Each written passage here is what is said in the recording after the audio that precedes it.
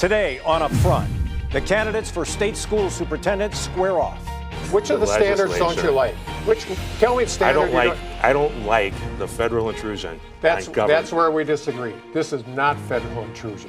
Next, incumbent Tony Evers and challenger Lowell Holtz on the future of public education, the expansion of school choice, and the effects of Act 10 6 years later. Covering the issues important to Wisconsin. This is Up Front with Mike Goucher. Hello again, everyone, and welcome to Up Front. There's only one contested statewide race on the spring ballot next month. It's the race for superintendent of the Department of Public Instruction, state school superintendent. Today, the candidates in that contest join me for a conversation that will last nearly the entire half hour. First, some quick background. Incumbent Tony Evers is seeking his third term in office. He has been DPI superintendent since 2009. Lowell Holtz is the former superintendent of the Beloit School District and the Whitnall School District in suburban Milwaukee. He's making his second bid for state superintendent. Thanks to both of you for being with us today. Thanks, Mike. I'm going to begin with the same question for each of you. It doesn't require a lengthy answer, but it gives people a sense of who you are, how you see yourself. What's the biggest difference, Superintendent Evers, between you and your opponent? Well, certainly, I think my experience, and we've had good experience the last 8 years, is really important.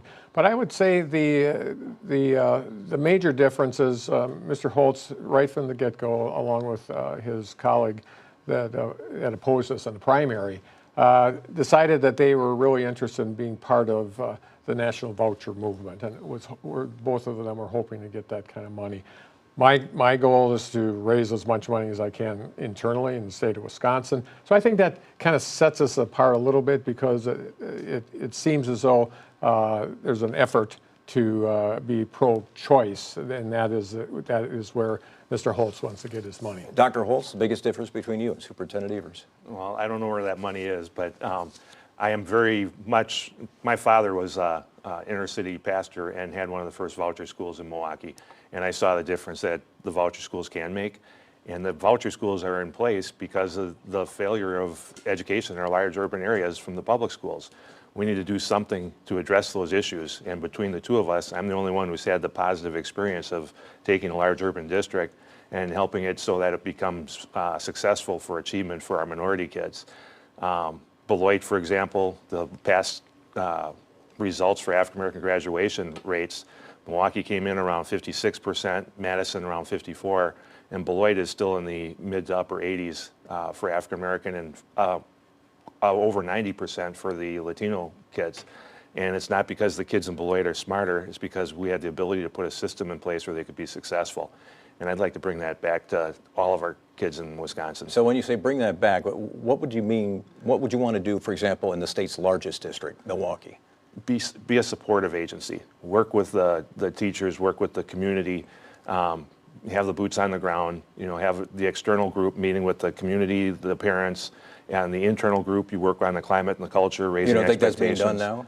It's not being done successfully right now because the schools are failing. We need to give our teachers time back in the classroom to do what they do best, which is teach, and it's been taken away from them. Superintendent Evers, let me have you address this because sure. Milwaukee's metrics are still not great. No. And they haven't changed a whole lot since you became superintendent. 58% four-year graduation rate, well below the state's average on ACT scores, 20% reading proficiency. Right. Those are troubling numbers. Absolutely. Why hasn't it changed? Well, why hasn't it changed? Well, first of all, we have to accept the fact that schools have a responsibility here, but so does society. We have lots of kids in Milwaukee living in abject poverty. They come from homes where mom and dad are working two jobs, and it's not. There's a lot of trauma there that kids bring to the classroom that frankly hasn't changed, and I would say has gotten actually worse. I think we're on the right trajectory. I've been working with Dr. Driver now for a couple years. I worked with her predecessor.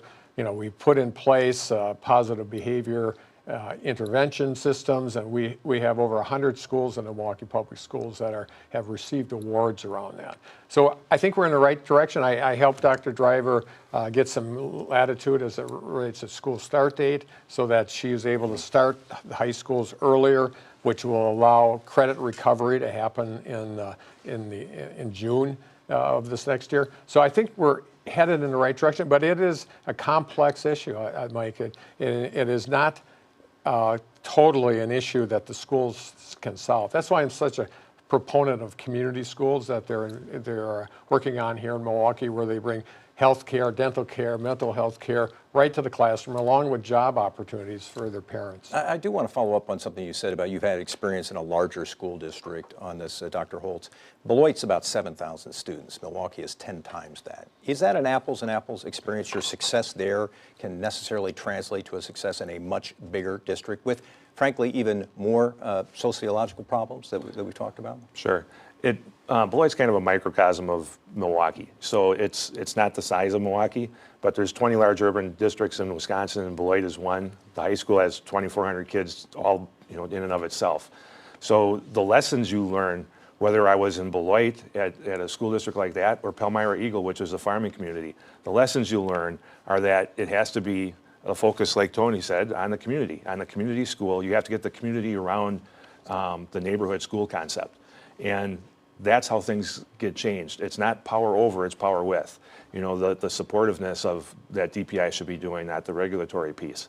It's giving teachers the time to do what they do best. And I've said that over and over again. And that's one of the reasons I came up with the Teachers' Bill of Rights, because between Common Core and educator effectiveness, every teacher I've talked to in the Milwaukee area told me that they're putting in over an hour every single day inputting data, and that's time that frustrates them, because it's time they used to spend planning for what happened in the classroom today that they can adapt and modify for tomorrow. And the big difference doesn't come from the state superintendent, the school district superintendent. The difference in a kid's life is usually the teacher that's sitting in front of them. That's the one that can make the difference. We need to support them. Very briefly, I want to get just a quick answer from each of you. Do you believe that the evidence is substantial enough to say that private voucher schools have done a much better job than public schools in terms of educating kids? Is our choice in voucher schools going to solve the problem in our large urban districts? No. It's high poverty. There's only two things that get people out of poverty, and it's education or crime. We can't take education away from them. We have to give them the opportunities that education brings. So expand voucher program, you would like to expand it? I'm not concerned about the voucher program. Okay. The answer for Milwaukee is to do a better job with our public schools. Focus on that. I mean, the vouchers are doing a good job with the kids that they have, many of them, not all of them, but many of them are. We need to do a better job with our public schools, because that's the majority of our kids. Question Yeah. too? Yep. Yeah. First of all, there's no data to suggest there's any discernible difference between voucher schools and MPS schools. It's not surprising. The issue isn't about who the hell governs the schools. The issue is about what happens in those schools with those kids. And so it's not surprising that the voucher schools and MPS are similarly situated in achievement, because the kids are coming from the same neighborhoods, they're coming from the same homes. But if parents prefer to send their child to a different school, I mean, isn't this really about choices for parents, about opportunities for parents? Certainly, but parents should know that that choice isn't necessarily going to make a difference. And yeah, do I think choice is an important value? Yes, I do. But I think the common good is similar value that we tend to forget.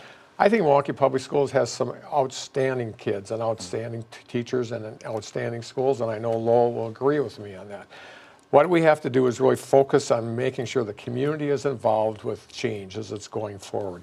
And I think Dr. Driver is headed in the right direction there. I'm going to take a quick break here. Sure. When we come back, we'll talk about other issues in the state school superintendent's race. We'll talk about the future of Common Core, the impact of Act 10. We'll be right back on Upfront in a moment.